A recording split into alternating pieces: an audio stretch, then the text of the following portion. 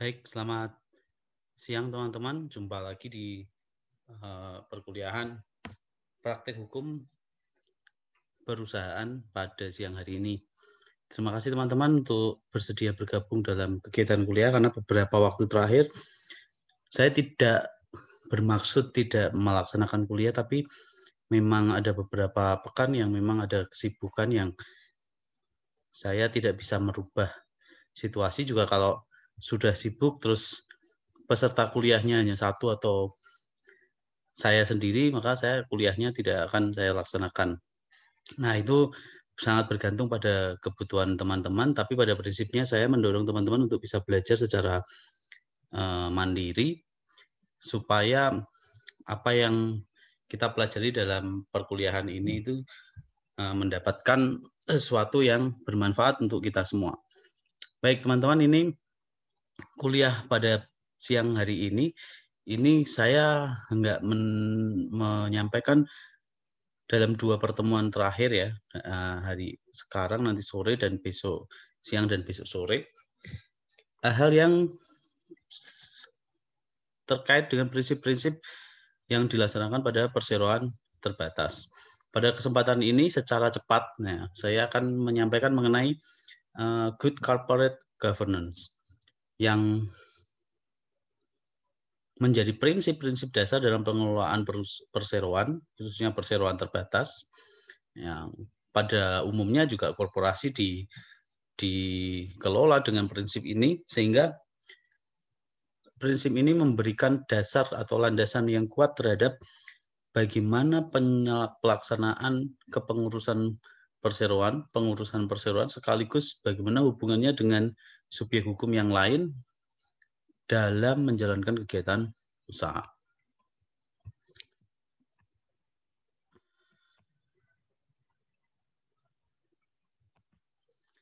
Oke, secara definisi ada sebuah komite yang dulu menjadi komite atau sebuah panitia atau tim yang mula-mula merumuskan dasar-dasar mengenai bagaimana pengelolaan perusahaan.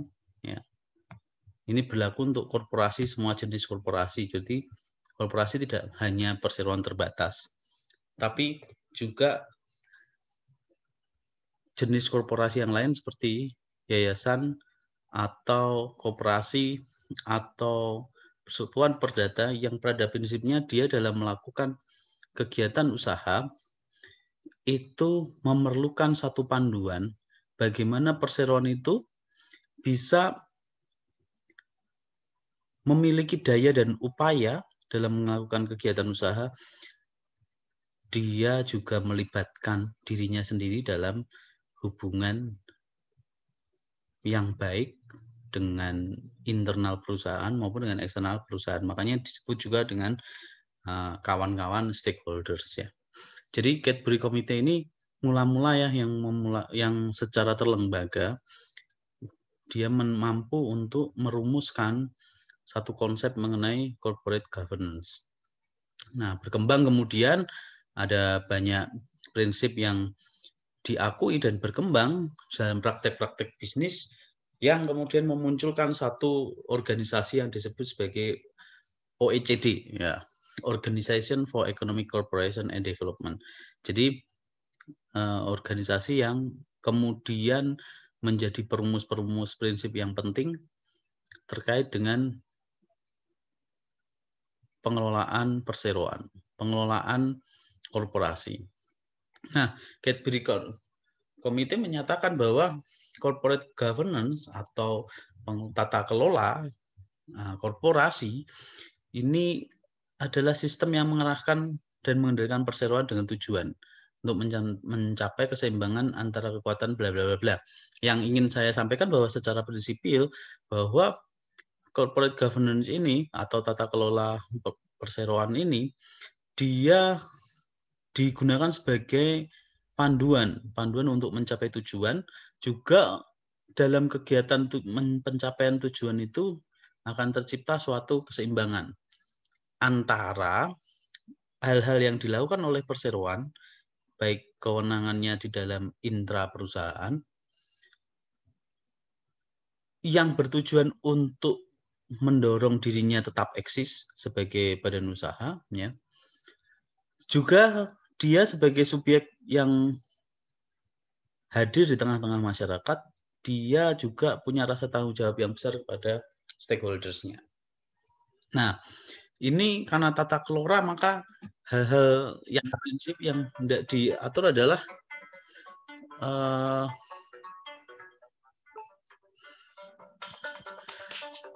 hal yang tidak diatur adalah bagaimana kemudian pemilik, direktur, manajer, dan pemegang saham dan sebagainya itu mampu untuk menjalankan kewenangannya, menjalankan tugas dan kewajibannya itu sesuai dengan prinsip-prinsip yang mengatur mengenai bagaimana tata kelola yang baik. Nah, berkembang kemudian dalam Organization for Economic Cooperation and Development atau OECD, ya, corporate governance is a set of relationship between company's management, its board, its shareholder, and other stakeholders. Jadi secara kasat mata bahwa tata kelola ini kemudian menyambungkan hubungan antara, ya, bagaimana manajemen perusahaan, bagaimana kemudian orang yang melakukan pengelolaan perusahaan, pemilik saham, dan relasinya dengan stakeholder yang lain. Nah, itu kemudian membentuk suatu struktur, ya, struktur yang bagaimana struktur di mana tata kelola korporasi itu dibangun dalam konsep atau dalam suatu bentuk check and balance, ya, untuk mengendalikan, ya, untuk memberikan kontrol terhadap bagaimana korporasi itu mengelola, ya, konflik yang bisa muncul atau bagaimana mengelola aset-asetnya tanpa kemudian meninggalkan nilai-nilai atau meninggalkan akibat-akibat lain dalam hidup bermasyarakat di lingkungannya, ya. Nah, ini menarik karena ada banyak soal, ya, ada banyak permasalahan terkait dengan tata kelola yang dilakukan oleh para pengurusnya, tata kelola korporasi yang dilakukan oleh para pengurusnya ini yang kemudian sangat bervariasi dan sangat tidak selalu, ya, tidak selalu mendasarkan pada prinsip atau tata kelola yang baik. Nah, bagaimana kemudian definisi itu tuh berkembang, ya. Di Indonesia kemudian diakui dalam sebuah forum, namanya forum berarti dia pertemuan-pertemuan, ya, ya, wadah berdiskusi gitu, ya. Jadi di Indonesia sendiri FCGI namanya, Forum for Corporate Governance in Indonesia. Jadi good corporate governance, nah ini ditambahi satu istilah good, ya, tata kelola yang baik, seperangkat peraturan yang menetapkan hubungan antara pemegang saham, pengurus, pihak kreditur, pemerintah, karyawan, serta pemegang kepentingan intern dan eksternal yang lainnya, termasuk hubungannya dengan hak dan kewajiban, atau dengan kata lain, sistem yang mengarahkan pengendalian perseroan. Nah,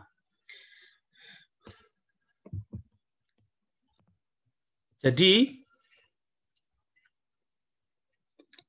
good corporate governance itu tata kelola yang baik, yaitu itu adalah kandungan konsep tentang bagaimana sistem menjalankan suatu perseroan.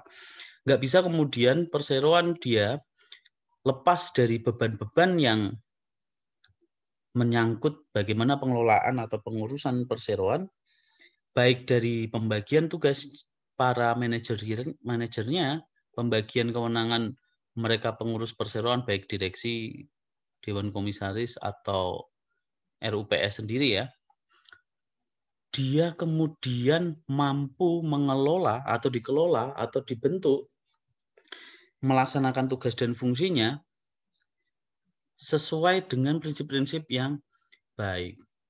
Nah, karena ini sifatnya forum, kemudian didorong menjadi satu komite yang sama seperti Cadbury Committee, ya. dia membentuk Komite Nasional Corporate Governance. Jadi GCG, kemudian tata kelola yang perseroan yang baik ini atau Good Corporate Governance GCG, kemudian didorong dari forum menjadi satu lembaga di Indonesia disebut KNKG ya. Dia menelurkan prinsip-prinsip dasar ketika suatu perseroan itu harus menjalankan kegiatan usaha yang sebenarnya perseroan itu tugas satu-satunya adalah memberikan keuntungan yang sebanyak-banyaknya bagi para pemegang saham ya, sepanjang hidupnya perseroan. Namun dalam mencapai tujuan untuk mendapatkan keuntungan itu atau profit oriented khususnya bagi para shareholders ya, maka dia harus melibatkan semua struktur di dalam perusahaan itu untuk melakukan kegiatan pengelolaan perseroan dengan tetap memperhatikan bagaimana hubungan relasi atau akibat-akibat keberadaan perseroan itu terhadap stakeholder yang lain, terhadap pihak ketiga, terhadap pemerintah dan masyarakat pada umumnya. Kemudian itu dibangun dalam 5 prinsip dasar, yaitu transparansi, akuntabilitas, responsibilitas, independensi, dan fairness atau kewajaran. Dan ini nggak bisa kemudian disusun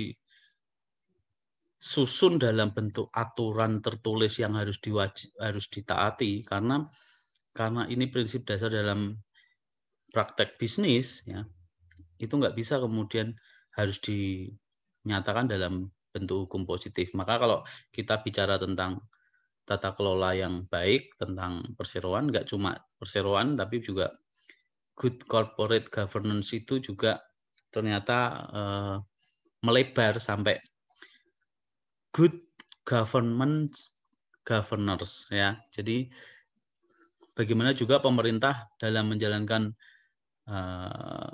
tugas dan tanggung jawabnya ya, untuk membentuk suatu negara ya, dia juga didasarkan pada prinsip-prinsip yang mirip-mirip gitu ya. Nah, kalau itu tidak diatur di dalam suatu ketentuan hukum positif, kalau kita sarjana hukum ya kita pasti akan lihat mana aturan pertama yang kita akan gunakan untuk memenuhi kepentingan saya. Maka kalau kepentingannya perusahaan adalah kegiatan usaha, maka kita mau lihat aturan-aturan hukum terus. Nah, tapi aturan hukum itu sangat kaku, sangat lama untuk bisa berubah. Sementara kita dalam kegiatan usaha, praktek-praktek bisnisnya cukup luar biasa, bervariasi dan berkembang sedemikian rupa sehingga nggak bisa lagi kemudian kita mendasarkan pada suatu kegiatan hukum, kita hanya melulu menggunakan peraturan perundang-undangan. Nah, kalau kita lihat dalam pengertian-pengertian itu, good corporate governance, maka itu menunjukkan bahwa ada suatu struktur ya yang mengatur pola hubungan harmonis ya dengan semua yang terlibat secara internal di perusahaan, juga dengan para stakeholder lainnya atau pihak-pihak lain yang terlibat. Nah, pada kondisi pandemi seperti ini, maka sebenarnya ini prinsip ini sangat amat sangat harus diperhatikan. Karena bagaimana Dewan Komisaris melakukan pengawasan, bagaimana kemudian direksi melakukan pengelolaan perseroan, dan bagaimana kemudian kita tanggap terhadap situasi pandemi ini melalui kesepakatan umum dalam RUPS. Nah, karena struktur ini kemudian menjembatani kepentingan internal dengan eksternal, maka apa yang dilakukan perusahaan kemudian juga berdampak pada stakeholder yang lain. Nah, ini menarik karena dalam situasi pandemi seperti ini, maka direksi itu harus banyak memberikan energinya untuk memikirkan bagaimana perseroan tetap harus berjalan. Nah, di samping itu juga good corporate governance juga merupakan upaya untuk mencapai suatu keseimbangan antara apa? Antara bagaimana pengelolaan perseroan dan bagaimana kontrol terhadap pengelolaan perseroan itu agar tidak menyimpang. Jadi kalau pengurusan dilakukan oleh direksi, kemudian Dewan Komisaris akan melihat, memberikan advice atau memberikan perimbangan-perimbangan terhadap bagaimana perseroan itu dijalankan. Nah, hal itu untuk mencegah apa?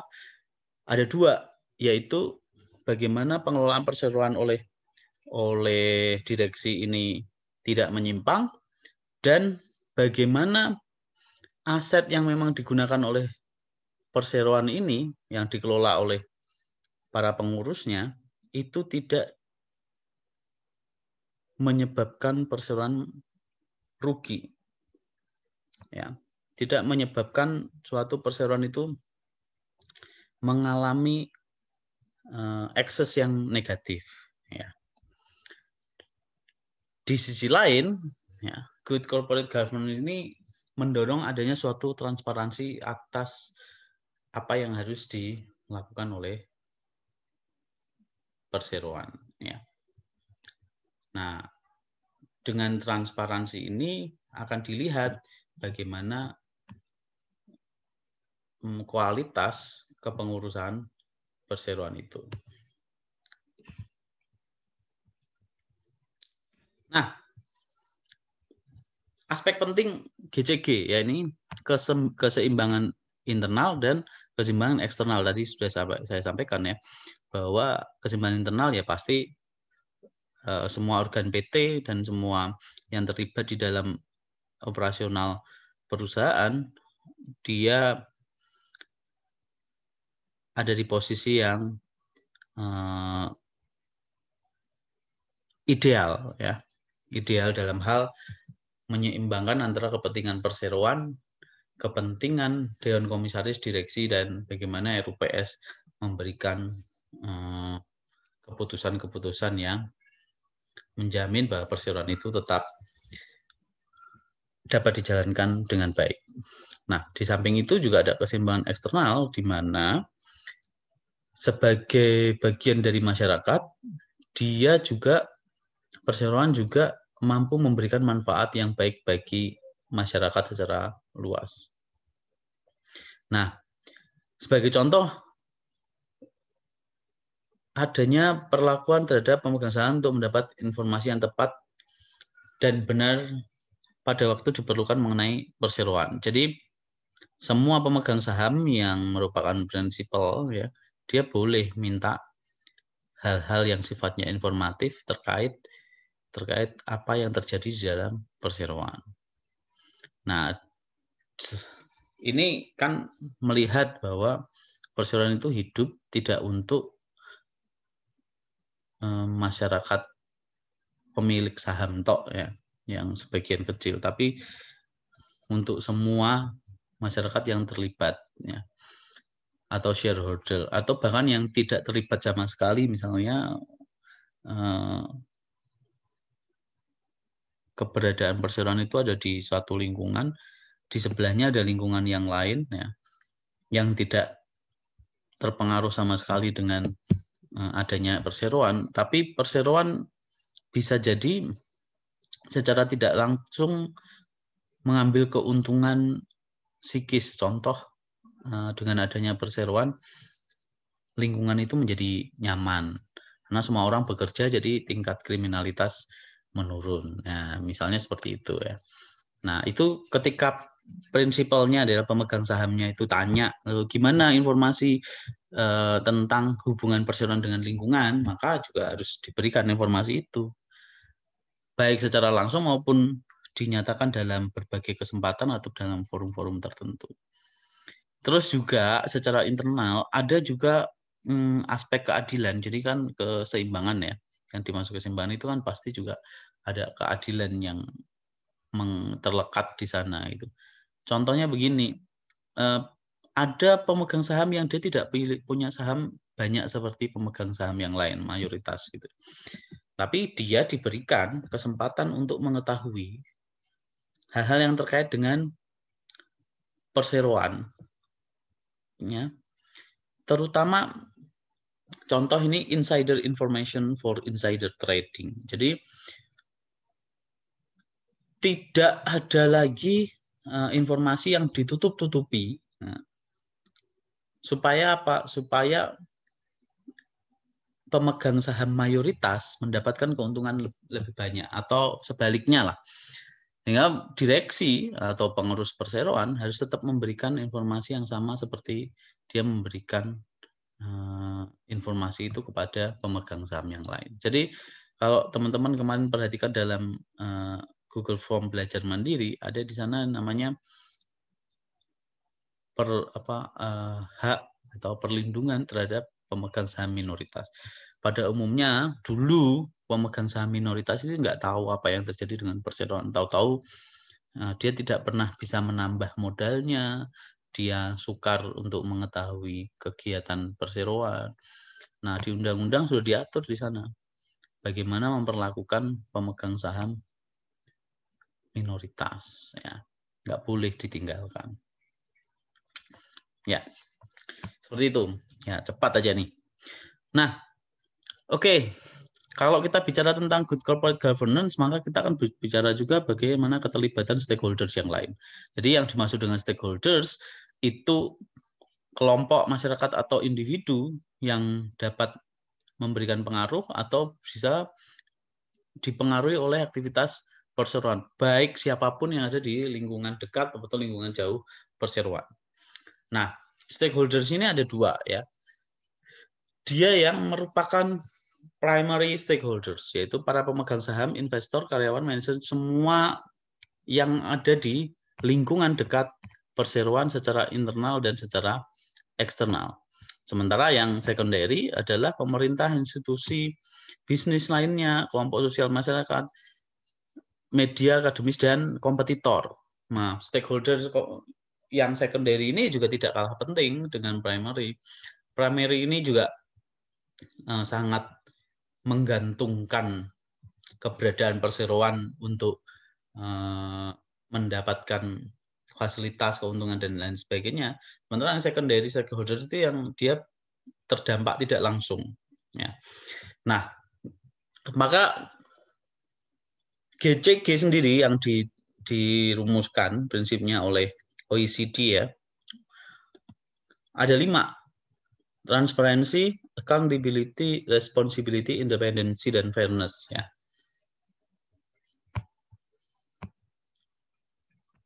Prinsip-prinsip ini mendasari apa yang akan dilakukan oleh perseroan. Apa yang akan dikerjakan oleh perseroan itu harus memberikan manfaat bagi para stakeholders.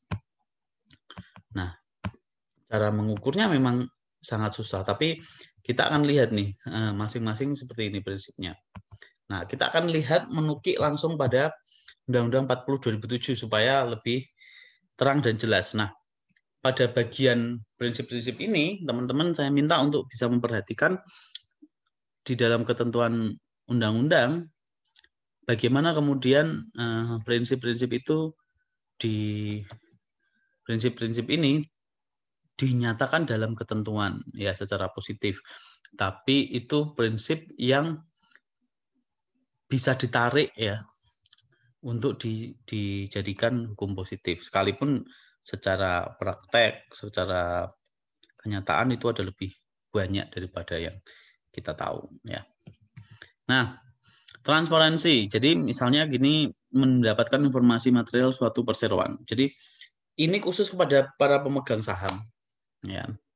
Bagaimana perseroan itu dijalankan, nah, untuk mendapatkan tujuan atau capaian-capaian yang diinginkan dalam maksud dan tujuan dalam rangka pendirian PT, ya. Ada 2 yang mau dilihat. Yang pertama, pemenuhan informasi penting berkaitan dengan kinerja suatu perseroan. Nah, jadi para pemegang saham minta boleh terkait dengan kinerja suatu perseroan. Tujuannya karena namanya pemegang saham itu pemilik kepentingan asli, dia bisa jadi dia bergerak secara individu untuk mencari investor lain untuk mendukung penambahan modal perseroan. Nah, selain pemenuhan informasi penting ini, dia juga dengan keterbukaan informasi itu dia dapat dilindungi. Ya. Dari apa? Dari hal-hal yang sifatnya dikelola atau diurus oleh direksi, ya, yang bisa jadi menyimpang dari tujuan semula. Tujuan semulanya ya tujuan sesuai anggaran dasar atau sesuai dengan ketentuan undang-undang. Nah, dalam contoh di dalam Undang-Undang 40 2007 ini ada hal-hal yang terkait dengan transparansi, ya. Misalnya di pasal 66 ayat 1 dan ayat 2. Jadi laporan tahunan juga dianggap sebagai pemberian informasi.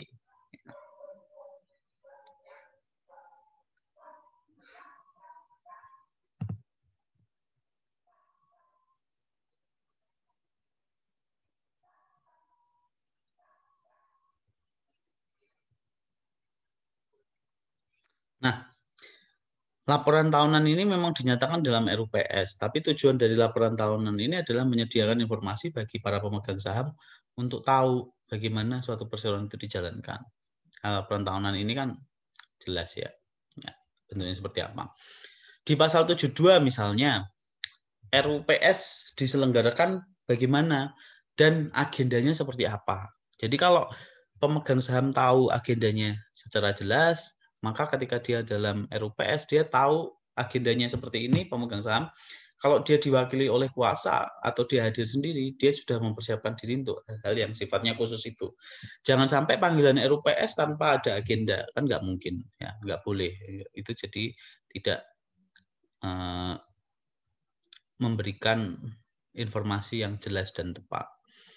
Nah, karena tujuan itu kemudian para pemegang saham itu terlindungi. Dalam hal apa? Secara finansial, dia tahu uang yang dia setor atau modal yang dia berikan kepada PT memang digunakan untuk tujuan yang semula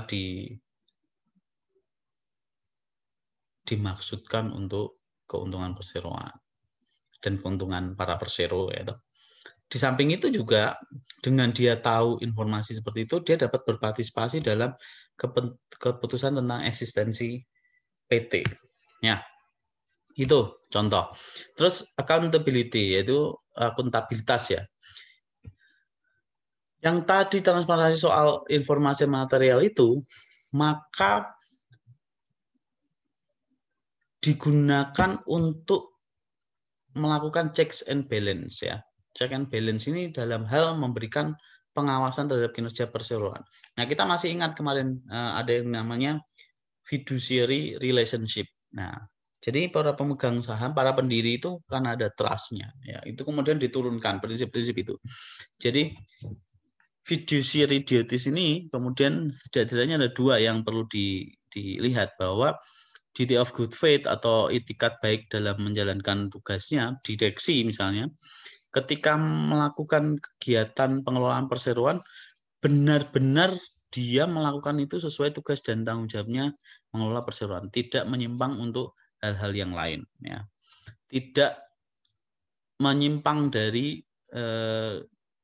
tujuan semula terkait dengan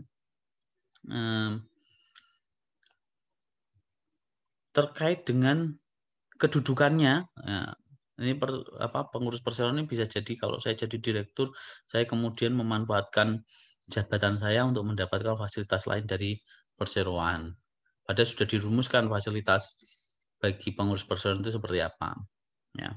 Atau mendapatkan atau tidak mendapatkan fasilitas, tapi bagaimana kemudian anaknya bisa masuk, saudaranya bisa jadi pegawai yang bypass, ya, nggak perlu menggunakan hal yang lain, ya. Juga duty of full disclosure, jadi maksudnya informasi-informasi itu terkait dengan pengelolaan perseroan itu harus disampaikan secara terbuka. Tidak ada hal-hal yang ditutup-tutupi. Tidak ada hal-hal yang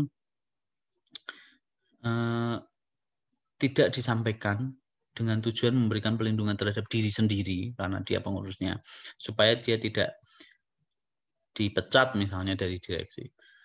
Nah, tujuannya juga untuk mencapai pengelolaan perseroan yang menghindari kerugian. Nah, dalam contoh, misalnya dalam Undang-Undang 40 2007, itu diatur di dalam pasal 92 misalnya, diatur mengenai tanggung jawab direksi.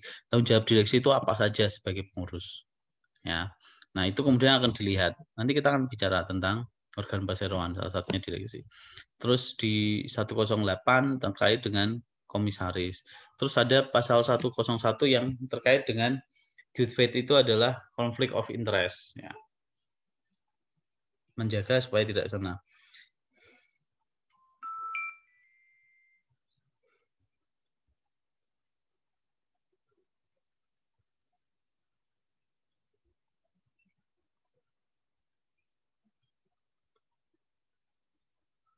Nah, terus bagaimana responsibility? Nah, apa bedanya accountability sama apa bedanya responsibility? Ya. Jadi responsibility ini dimaksudkan untuk bagaimana perusahaan itu sebagai good corporate citizen, sebagai warga negara yang memenuhi segala macam ketentuan atau segala macam kewajiban yang ada di lingkungan hidupnya. Kalau di dalam maksud responsibility ini, maka itu lebih pada bagaimana dia obeying the law, ya. Bagaimana dia uh,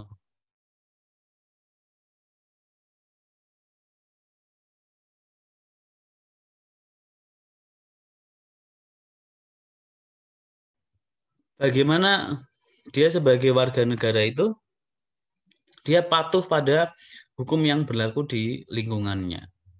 Nah, ini berdampak pada apa sih sebenarnya? Pada perseroan, juga pada pemegang saham. Nah, kalau perseroan itu patuh secara hukum, ya perizinan dipenuhi, ininya semua dipenuhi, ya tanggung jawabnya, bagaimana dia bisa dan mampu memberikan manfaat bagi masyarakat luas, maka perusahaan itu dilihat masyarakat itu positif. Karena dia patuh terhadap hukum dan dia punya citra yang positif, maka pemegang saham mengambil keuntungan. Misalnya nilai sahamnya menjadi naik, corporate-nya itu kemudian berkembang terus secara terus-menerus, ya.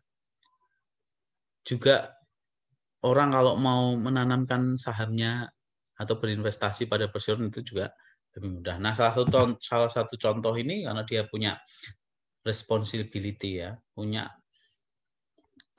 kemampuan untuk menjalankan kewajibannya dengan baik sebagai warga negara atau good corporate citizen, maka salah satu contohnya misalnya di pasal 74 ya, tentang corporate social responsibility. Kalau dia bisa melakukan itu berarti dia memenuhi lah prinsip-prinsip ini. Nah, selanjutnya independensi. Jadi perseroan harus dikelola secara profesional tanpa benturan kepentingan dan pengaruh tekanan dari pihak manapun. Dia menjalankan perseroan dengan mandiri, ya, dengan prinsip-prinsip korporasi yang sehat. Tidak melibatkan kepentingan pribadi dalam menjalankan kegiatan perseroan. Contoh begini, contoh konflik of interest itu misalnya begini, tadi secara akuntabilitasnya juga disinggung ya. Jadi dikelola secara profesional itu jauh dari tujuan-tujuan pengelolaan perseroan untuk kepentingan-kepentingan tertentu yang tidak selaras dengan maksud dan tujuan perseroan itu didirikan. Nah, supaya apa? Supaya perseroan ini jalan dengan sehat. Supaya perseroan ini memang benar dikelola secara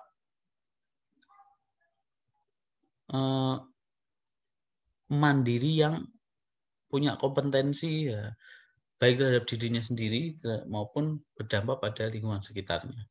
Ini contoh hubungan antara korporasi yang sehat dengan konflik of interest yang harus dicegah, ya. Ini contoh di dalam pasal 36 ayat 1 Undang-Undang PT, ya. Ada larangan kepemilikan silang atau cross holding, ya. Perseroan itu boleh punya saham yang dikeluarkan oleh perseroan lain yang memiliki saham perseroan. Jadi begini, perusahaan kita pemegang saham perseroan ini, perusahaan ini punya saham pada perusahaan lain yang perusahaan lain itu sebenarnya sahamnya atau pendirinya juga pemilik saham yang sama yang mendirikan perseroan ini. Jadi PT A dia punya saham di PT B, padahal PT B ini salah satu pendirinya juga pendiri PT A. Nah, kemudian manajemennya bisa jadi menjadi banyak terjadi menjadi satu. Nah, ini kan keliru, ya. PT punya PT, ya, PT punya PT.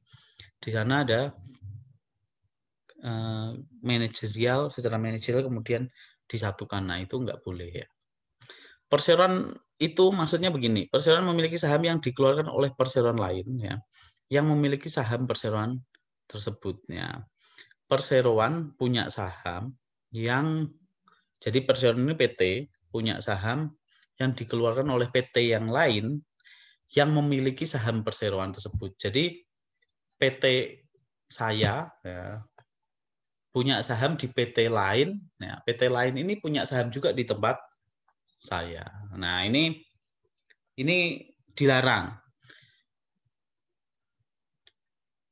Tujuannya supaya secara profesional ini ya dikelola secara independen. Nah, kalau itu tidak dilarang, maka akan menimbulkan kecenderungan bahwa dari sisi pengurusan perseroan itu menimbulkan konflik of interest. Jadi bisa jadi pegawai saya dan pegawai sana itu sama, ya. Pegawai perseroan ini bisa jadi mengurusi dua perusahaan. Nah, itu nggak boleh. Ya. Nah, pengecualiannya gimana? Dalam hal apa perseroan kembali membeli saham yang dikeluarkan dengan ketentuan pasal 37 ayat 2. Nah, kalau teman-teman perhatikan di pasal 37 ayat 2 ya, di Undang-Undang Perseroan Terbatas, maka dia perseroan bisa membeli saham kembali, ya, karena dia sebagai pemilik saham satu misalnya kemudian dijual, ya, harus digeser, ya, dan sahamnya kemudian dibeli lagi. Nah, itu dikecualikan dalam kondisi tertentu. Kita lihat nanti di pasal 37 ayat 2. Dan terakhir, fairness, ya. Fairness ini kewajaran. Dalam bahasa hukum, fairness itu bukan keadilan tapi kewajaran, lebih kepada memberikan sesuatu yang wajar, ya, memberikan sesuatu yang tidak berlebihan, ya. Artinya begini, fairness itu setiap pemegang saham, baik yang mayoritas maupun yang minoritas, kedudukannya sama. Yang berbeda hanya kepentingan hak suaranya. Ya, jadi tidak boleh kemudian pemegang saham yang minoritas dia diperlakukan berbeda dengan pemegang saham yang mayoritas. Kecuali dalam hal anggaran dasar mengatur kalau pemilik saham mayoritas selain hak suara, dia mendapatkan fasilitas lain yang memang diperuntukkan pada pemegang saham mayoritas. Sepanjang itu diberikan dengan maksud bahwa memberikan fasilitasi yang lebih komprehensif kepada pemegang saham mayoritas. Pun itu kalau misalnya ada terjadi seperti itu pun sangat sulit, ya, sangat sulit itu dianggap sebagai perlakuan yang adil. Maka sebenarnya fasilitasi seperti itu harus benar-benar disepakati dengan baik, ya, harus benar-benar bahwa itu memang ditujukan demi kepentingan perseroan. Nah, jadi semua pemegang saham harus mendapatkan perlakuan yang sama. Nah, bagaimana kemudian pemegang saham minoritas dan pemegang saham mayoritas memiliki informasi yang sama tentang bagaimana pengelolaan aset. Bagaimana praktek-praktek korporasi itu dicegah kalau menyimpang dan bisa menimbulkan kerugian. Nggak boleh kemudian perseroan itu dibangun atau dikelola dengan cara-cara yang tidak baik, yang menyebabkan perseroan itu menjadi rugi atau menjadi tidak memberikan manfaat pasti kepada para pemegang saham, khususnya pemegang saham minoritas. Nah, pemegang saham minoritas ini tidak boleh dibedakan dengan pemegang saham mayoritas. Nggak boleh kemudian pemegang saham yang cuma punya 10%, dia diperlakukan berbeda dengan pemegang saham yang punya saham 90%. Harus sama.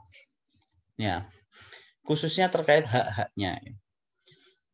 Ya memang yang berbeda itu hak suaranya kan 90 lawan 10 pasti beda. Nah, misalnya begini. Perlindungan terhadap hak-hak pemegang saham misalnya diatur di dalam pasal 52 dan pasal 66. Jadi hak suara mendapatkan dividen dan hak lainnya itu sama, hanya proporsinya mungkin yang berbeda. Karena dia cuma 10%, ya dia dapatnya ya dividennya diperoleh dasarnya ya perhitungan 10% itu. Selain dividen hak suaranya hak suara yang tidak bisa menentukan arah jalannya perseroan secara pengendaliannya ya, kendali sahamnya. Dia nggak punya saham kendali karena suaranya itu tergantung sama saham, atau sementara sahamnya sedikit. Boleh. Terus dia harus mendapatkan laporan kondisi perusahaan. Kondisi perusahaan seperti apapun, mau untung mau rugi, dia harus mendapatkan informasi yang sama seperti pemegang saham yang lain. Ini perlindungan hak terhadap pemegang saham. Fairness ini wajar. Nah, termasuk ketika terjadi, sekalipun dia bukan pemegang saham pengendali, ketika perseroan melakukan perbuatan hukum terkait dengan rekonstruksi perusahaan, entah itu pemisahan, entah itu merger, dan lain sebagainya, maka dia tetap harus terlibat dalam perubahan status PT tadi melalui rekonstruksi saham. Bagaimana dia tetap bisa memberikan masukan terhadap perubahan status perseroan terbatas. Nah, selain itu pula, pada pasal 53 sampai 50 dan 84 ya, maaf ya. Pemegang saham minoritas juga kalau klasifikasi sahamnya itu sama, maka dia juga harus diperlakukan sama. Ini kewajiban. Nah, ini prinsip fairness, transparansi, accountability, responsibility.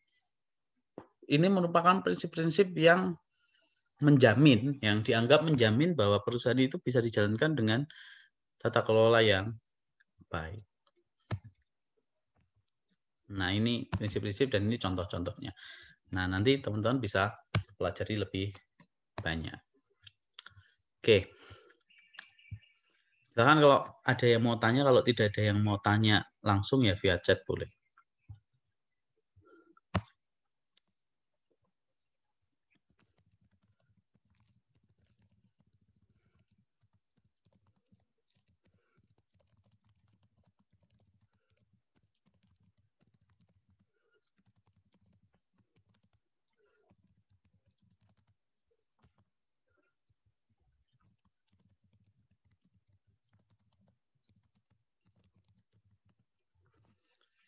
Ya.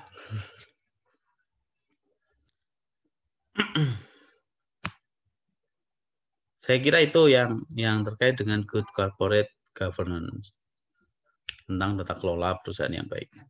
Nah, saya ingatkan juga teman-teman tetap memiliki kewajiban untuk menyusun laporan analisis dokumen perusahaan.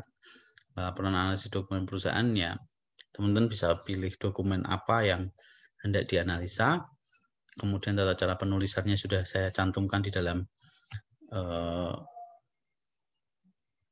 silabus hukum perusahaan, teman-teman bisa cek. Nah, batas pengumpulannya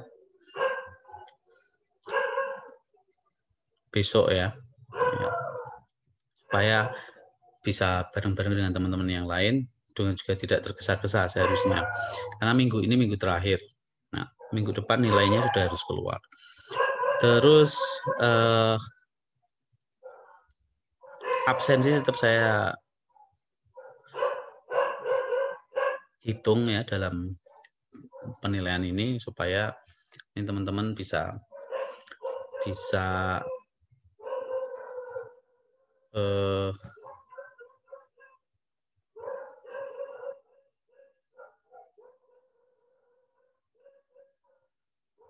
mendapatkan nilai dari absensi dan mendapatkan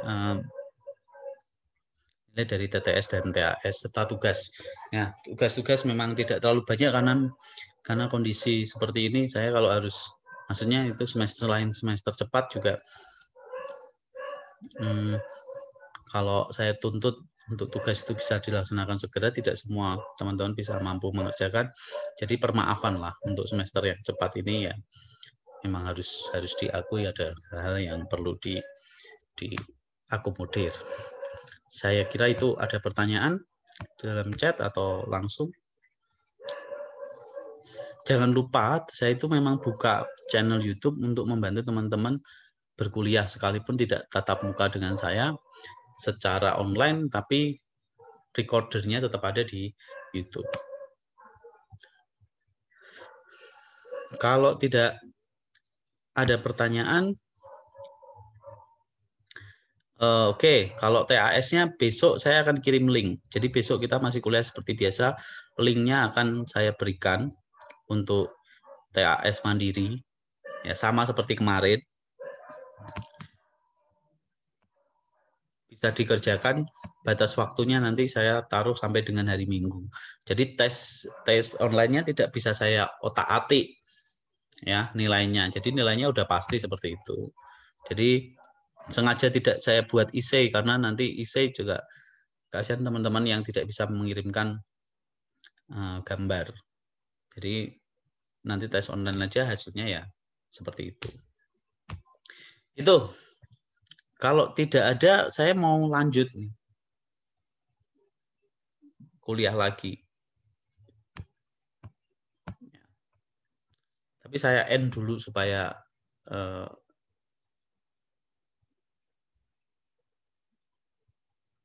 bisa nyekip ya. Oke.